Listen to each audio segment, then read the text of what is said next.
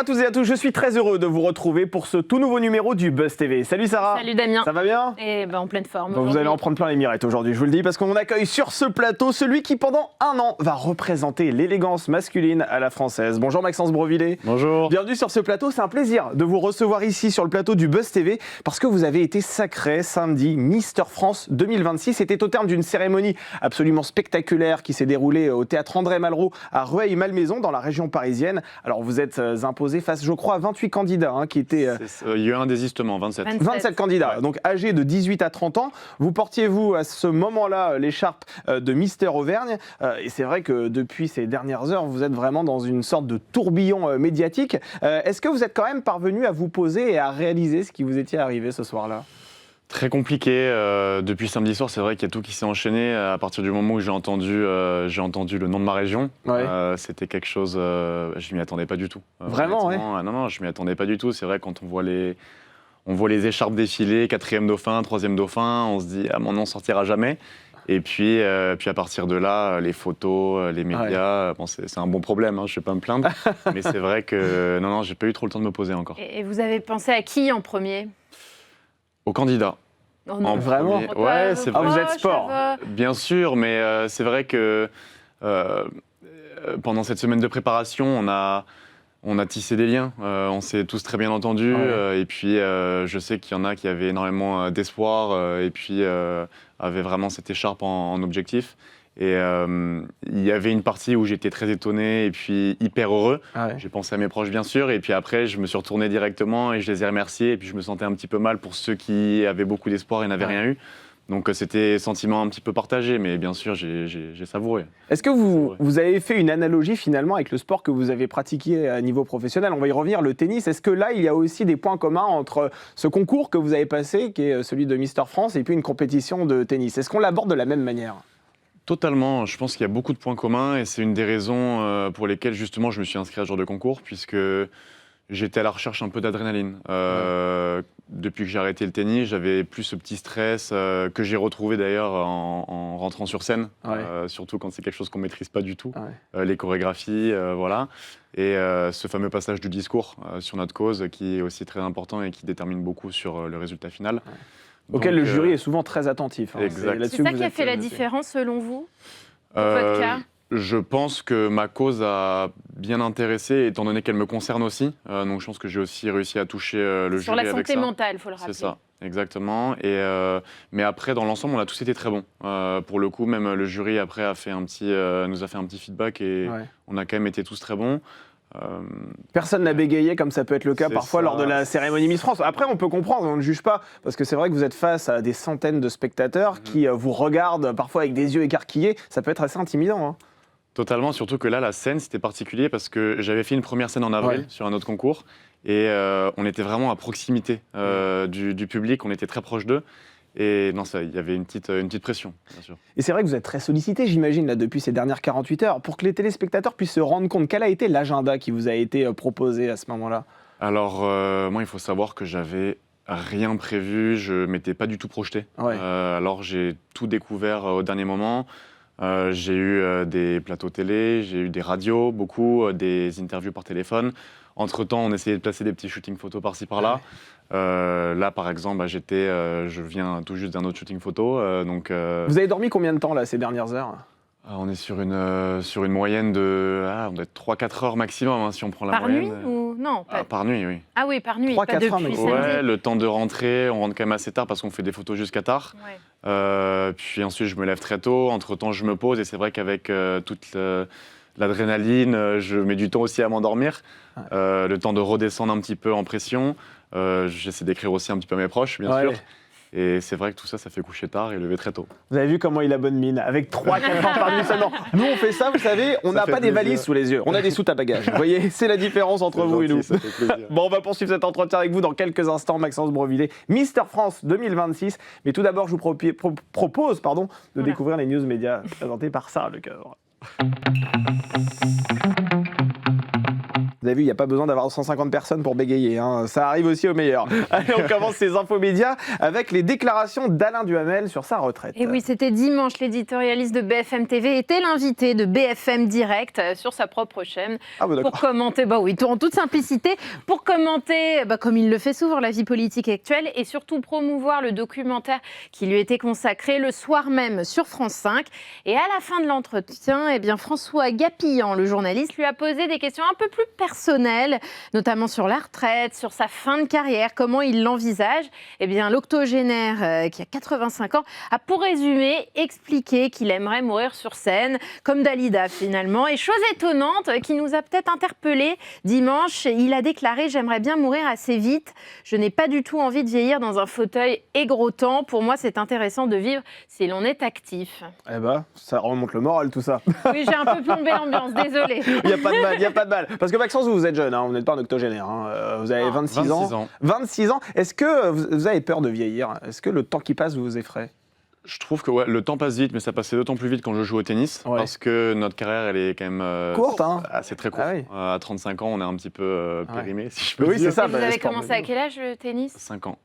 Ah oui, mais en compétition. En compétition, après, non, bien sûr, on est repéré, 9-10 ans. Je suis parti de chez moi à 11 ans, en sport-études. Tôt, quand même. Et vous sentez votre corps qui vieillit aussi lorsque vous pratiquez un sport de haut niveau, j'imagine? Ah oui, surtout là depuis que j'ai arrêté, étant donné que je fais plus les étirements et tout ce qu'il faut à côté. Non, c'est sûr qu'on on prend un coup. Avec le tennis, en plus, on a les poignets, les tendinites, les hanches. Donc non, ça met un petit coup au corps. Ouais. Et quelle est votre routine sportive et alimentaire pour avoir ce corps d'athlète? En plus, vous êtes très grand, hein. Là, on ne le voit pas comme ça à l'image. Vous faites quoi? 1 mètre combien? 93. 1m93 quand même. Quelle est votre routine? Alors, maintenant, je fais quasiment tous les jours, 6 jours par semaine, on va dire. Je fais de la musculation et puis je varie aussi avec du crossfit depuis peu. 6 jours par semaine? Ouais. Tous les jours. Et c'est des séances de combien de temps alors? Je prends mon temps. En général, on est sur du 1h30. 1h30. 1h30, 2 heures. Le week-end, je peux pousser un peu plus, comme j'ai plus de temps. Mais attendez, vous êtes condamné à vie à faire 6 jours de muscu par semaine? Non, pas du tout, parce que c'est pas une obligation, mais c'est vrai que je pense que étant donné que je fais ça depuis tout petit, c'est devenu une routine et c'est comme boire de l'eau en fait. J'ai besoin de ça dans la journée pour aussi couper, penser à autre chose et puis ça me fait du bien.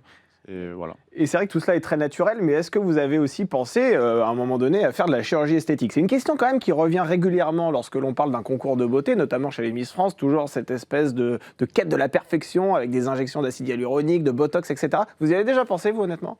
Pas encore, parce que je me sens pas trop ridé. Oh non, ça va, 26 ans, ça va. Ça va, non, je me dis que j'ai le temps. Après, on verra, c'est sûr que je suis pas trop dans ça. Je m'accepte totalement, je ne suis pas parfait. Et puis, vous acceptez ces imperfections, quoi. Voilà, exactement. Non, c'est ce qui fait la différence de chacun. Vous n'avez pas de complexe physique? Non, je pense pas particulièrement, non. Alors vous inquiétez pas, ça viendra, vous savez passer la trentaine, généralement. Ça arrive après.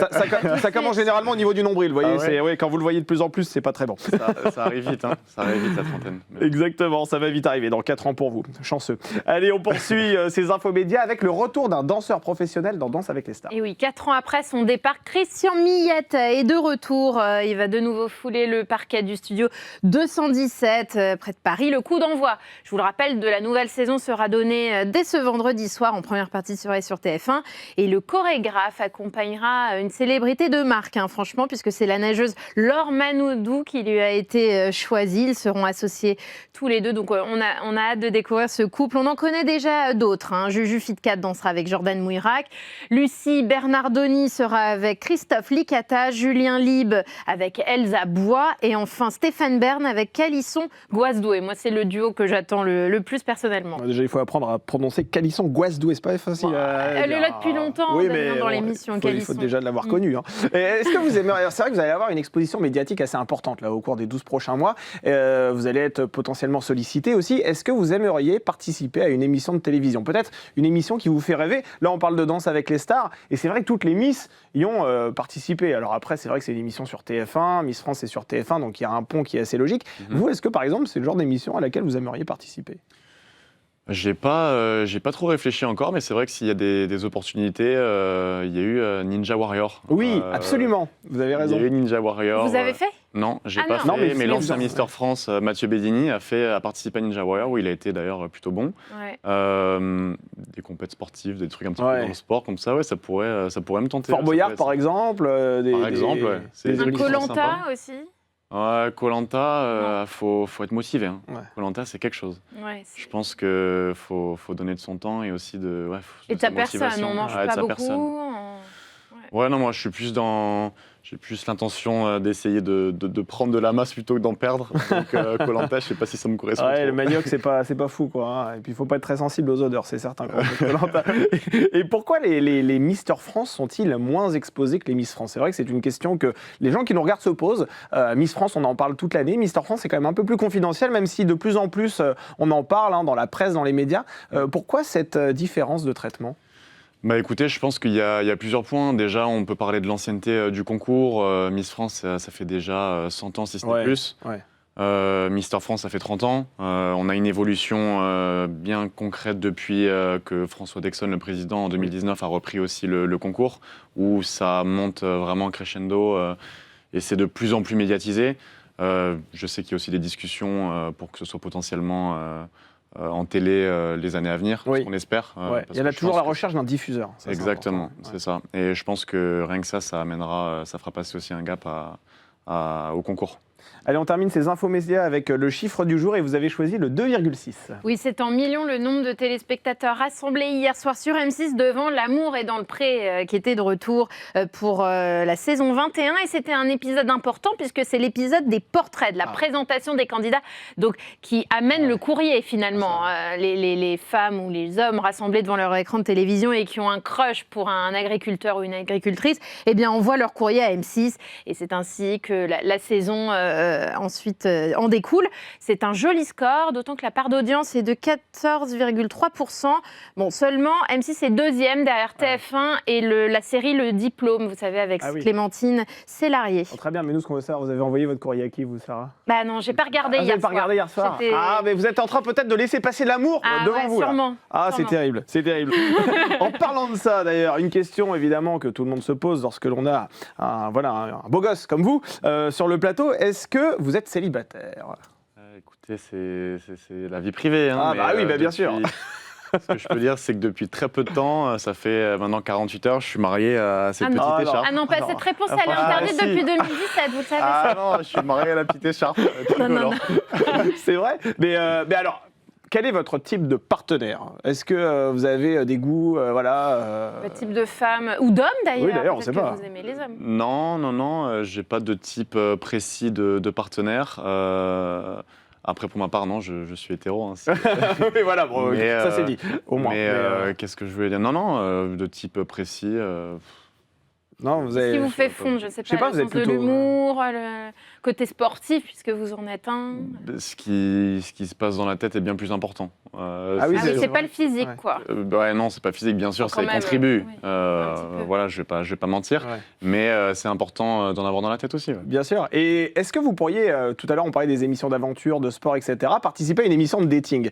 Est-ce que ça, c'est quelque chose aussi qui pourrait être dans vos plans? Non, je suis pas fan de ça parce que je pense que c'est bien mieux quand ça se déroule naturellement. Ouais. Donc non, c'est pas du tout un truc qui m'attire. Vous serez pas tentateur dans l'île de la tentation alors sur W9? Non, sûrement pas.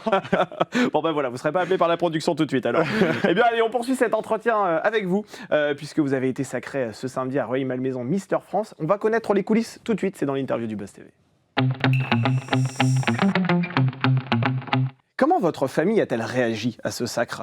Vous avez reçu des textos, des cousins qui voulaient reprendre contact avec vous, vos parents peut-être? Peut-être qu'ils étaient dans la salle, vos parents, non? Et écoutez, non, personne n'a pu se déplacer malheureusement, étant donné que j'ai de la famille qui habite quand même loin de Paris. Ah oui. Et puis, non, j'ai eu beaucoup de soutien à distance, bien sûr, des appels quand j'ai eu le temps d'appeler. C'était plus des messages parce que j'ai pas eu beaucoup de temps.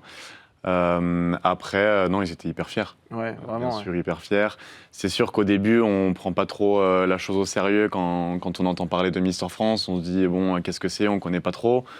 C'est bien moins médiatisé que Miss France encore. Et puis après, quand on voit les images aussi, ça fait la différence. Tout le boom médiatique qu'il y a derrière tout ça, surtout quand on gagne.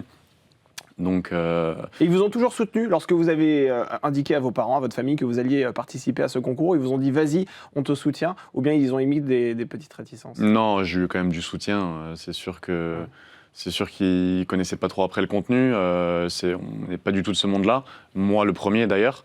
Mais Qu'est-ce qu'ils j'ai eu font, que du vos soutien. parents, juste pour qu'on...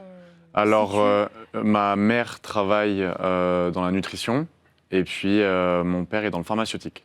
Ah d'accord, le milieu médical plutôt, autour Voilà. de la santé. C'est ça. Et c'est vrai qu'on parlait de l'élégance masculine à la française. C'est ce que vous allez représenter pendant un an. Pour vous, c'est quoi un bon Mister France? Alors, Mister France, ça se différencie, je pense, des autres concours, étant donné que dans un premier temps, on doit aussi défendre une cause forte, et c'est ce qui fait la différence. Et pour ma part, donc, c'est la santé mentale. Après, c'est aussi dégager des valeurs de respect, d'humilité tout au long de l'année, et tout mettre en place pour défendre notre cause le mieux possible. Et qu'est-ce qui vous a poussé à vous inscrire à ce concours? C'est vous qui avez eu l'idée ou on vous a repéré peut-être? Je ne sais pas. Alors, dans un premier temps, c'était très récent, c'était il y a un an de ça, j'ai eu un message sur Instagram, j'ai été démarché pour participer à un autre concours, un petit peu plus petit, bien plus petit, et j'ai adoré l'expérience sur scène. De beauté, toujours. Un De beauté, oui. Et j'ai adoré l'expérience sur scène, je me suis bien senti, j'ai retrouvé ce fameux petit stress que j'avais perdu avec le tennis. Et puis dans la foulée, j'ai eu les élections de Mister France Auvergne où je me suis dit que j'allais tenter ma chance. J'ai gagné et puis voilà où j'en suis. Et voilà, maintenant vous avez l'écharpe de Mister France. Et c'est vrai que lors de cette cérémonie, lors de cette grande finale qui s'est déroulée à Rueil-Malmaison, il y a eu toute une succession de tableaux que l'on voit d'ailleurs à l'écran, que l'on a pu voir. On vous a même vu à un moment donné, effectivement, défiler en sous-vêtements, en boxer. À ce moment-là, qu'est-ce que ça représente comme difficulté pour vous? Est-ce que c'est simple quand même de défiler torse nu devant plusieurs centaines de personnes? Alors, quand on participe à ce concours-là, on est prévenu. Hein, c'est pas quelque chose où Bien sûr. Directement on est surpris, c'est sûr qu'on est préparé. Et puis après, non, je pense que c'est un challenge très sympa. Tout dépend après de la vision aussi des spectateurs. Hein, mais nous, je sais pour en avoir parlé avec tous les autres candidats, c'est un passage qu'on adore. Ouais, vraiment Oui, c'est un passage qu'on adore parce qu'on a aussi la possibilité de se montrer, le travail qu'on a fait aussi en amont. Non, c'est très sympa. Il ne faut pas être complexé, quoi, parce que le candidat qui a mangé un petit burger la veille, il peut effectivement se sentir un peu en dessous. La plupart des candidats, ils sont très sérieux. Et puis non, après, il y a aussi les candidats qui viennent chez Mister France pour se challenger, qui perdent aussi beaucoup de poids. Il y en a beaucoup aussi, c'est leur cause. Et même ceux qui n'ont pas forcément les tablettes, je sais que c'est un passage qui leur plaît beaucoup. Et puis ça leur permet aussi de se prouver des choses. Et vous, pour votre cas personnel, il n'y a pas eu de chute, d'imprévu, de raté au cours de cette cérémonie? Racontez-nous un peu les coulisses. Alors, c'est la première fois que j'en parle. Et il y en a eu un petit raté, pour ma part. Et c'était le fameux... Non, c'était pas le passage en... Si, c'était le passage en sous-vêtements. Ah oui, qu'est-ce qui s'est passé? Vous l'avez mis à l'envers? Non, heureusement d'ailleurs. De toute façon, le partenaire, sinon, l'aurait remarqué. Mais non, on a fait. En fait, on avait des sorties dans chaque extrémité de la scène. Et puis, on avait un fameux passage à respecter où on faisait un défilé, puis on sortait d'un côté. Et on était divisé en deux groupes, étant donné qu'on est 27 candidats. Et c'est vrai que moi, je suis sorti quand on a fini la première partie. J'ai croisé un candidat qui était dans le deuxième groupe et je lui dis c'est bon, là on a fini, on a quoi après? Et il me dit on a le discours. Sauf que moi, je devais faire la deuxième partie du défilé. Et quand il m'a dit qu'on a le discours, je me suis dit bon, bah tranquille, je vais me changer. Alors que non. Et en fait, les autres, ils sont passés. C'était un passage très court, hein, ça a duré 1 minute. C'était vraiment à la fin du passage en caleçon. Et, du coup, vous n'êtes pas repassé? Je suis pas repassé. Bon, ça vous a pas pénalisé apparemment. Et on l'a vu quand vous avez été sacré, tous les autres candidats sont venus vers vous pour vous féliciter. On sent qu'il y a une vraie fraternité dans ce groupe de candidats, mais il ne faut pas être naïf non plus. C'est une compétition. Bien sûr, et vous êtes bien placé pour le savoir, quand il y a une compétition, il y a des affrontements. Comment vous qualifieriez l'ambiance qu'il y avait dans ce groupe? Est-ce qu'il y avait quand même des petites tensions ou bien vraiment c'était une colonie de vacances entre eux? Alors, il y a... La semaine de préparation, je la mettrai en 2 étapes. On a vraiment la première partie où on apprend tous à se connaître, on a des journées sportives et là on a eu énormément de cohésion cette année, c'était vraiment sympa. Et puis il y a la deuxième partie, chorégraphie, répétition, qui est bien plus physique, éprouvante mentalement aussi. Et là, il peut y avoir des petites tensions, mais c'est à la marge. C'est en surface. C'est en surface, mais surtout que cette année, c'était dans un château. C'était dans l'Allier, on le rappelle. Exactement. Et donc, on était vraiment 30, 35 avec le staff, où on était à huis clos. Donc forcément, il y a toujours plus d'affinités à droite à gauche et des petites tensions, mais c'était très en surface. Sinon, l'état d'esprit et la cohésion étaient incroyables. Et comme pour le concours Miss France, il y a un test de culture générale. Le fameux. Vous avez dû y participer. Vous avez obtenu quelle note? J'ai eu 14. Ah bah 14, c'est bien. C'est quoi la meilleure note? Vous vous Je crois situez où? J'étais 4e, je crois. Ah oui, donc il était difficile. Comment vous l'avez trouvé? Il n'était pas simple. Pour être honnête avec vous, il y a eu c'est un QCM, donc il y a eu quelques petites questions répondues au pif, où j'ai eu un petit peu de chance. Ah d'accord. Mais sinon, non, c'était pas évident. Les questions, je vous invite à le faire d'ailleurs, parce que je crois qu'il est en ligne. Ah, il est en ligne. Il y a eu des perles. Il y a eu... Vous avez fait une perle, non? C'est-à-dire une perle. Une perle comme les perles du bac, vous savez. Est-ce que vous avez une réponse totalement à côté de la plaque qui était évidente? La capitale de la France, Rome, par exemple, vous n'avez pas mis ça? Non. Les questions n'étaient pas si simples. Donc, les trucs non, mais c'est vrai, loupés, pour les avoir vues, elles sont plus difficiles, je trouve, que pour le concours Miss France. Ouais, je pense. Et d'ailleurs, je crois que le premier... il y a eu 15,5, je crois. Ah oui, c'est pas, effectivement. On brille pas à 19 sur 20, quoi. Non, c'est des questions pas évidentes. Et sachant qu'on le rappelle, il y a des profils aussi qui ont fait de longues études dans ce concours. Il y avait un pharmacien, je crois, qui était avec vous. Il y a eu Bac+5, il y a eu médecine, qui est en 3e ou 4e année de médecine. Non, il y avait vraiment tout. Parce que c'est vrai qu'il y a un cliché aussi qui colle à la peau des Mister France, mais comme à Miss France d'ailleurs, c'est qu'on a tendance à croire que ce n'est qu'un physique et que finalement, entre les deux oreilles, il n'y a que de l'eau, il n'y a pas de cerveau. Or, c'est pas le cas. Justement, c'est ce que ce genre de concours vise à démontrer, c'est que derrière, il y a des personnes qui sont intelligentes, qui réfléchissent. Ça vous agace encore que ce type de cliché colle à la peau des Mister France et des Miss France Ouais, je trouve ça dommage parce que c'est vrai qu'un Mister France, c'est vraiment pas qu'un concours de beauté. Et puis on peut le voir. C'est vraiment la réputation du concours, puisqu'on voit sur les réseaux sociaux maintenant que je suis exposé. J'ai pu voir des commentaires, il est pas ouf, il est pas très beau. On a de tout, on plaît pas à tout le monde. Ça, franchement Non, parce que à partir du moment où on est exposé, je sais que je suis conscient que je suis pas le plus beau du monde. De France, pour l'instant. Voilà, ça je sais pas, mais on plaît pas à tout le monde. Ça c'est une évidence. Et les gens très rapidement ils vont sur ah oui il est pas beau, pourquoi il est Mister France? Mais c'est pas ça. C'est vraiment un ensemble à avoir.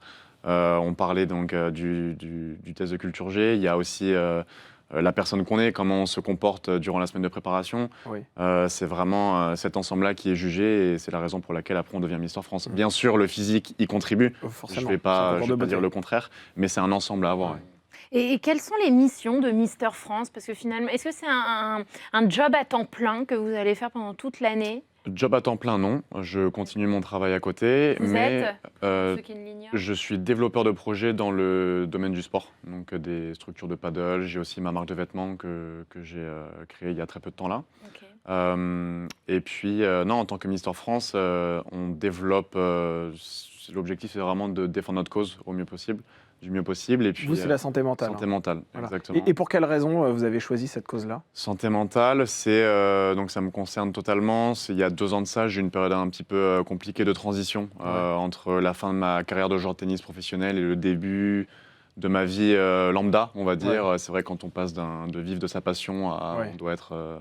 pour ma part, dans un bureau, c'est un gros changement. C'est douloureux. Oui, on rappelle que vous avez été suspendu pour cette année par l'Agence internationale d'intégrité du tennis après un trucage de match et un refus de coopérer durant l'investigation. C'est ce qui vous a été reproché. C'était en 2024.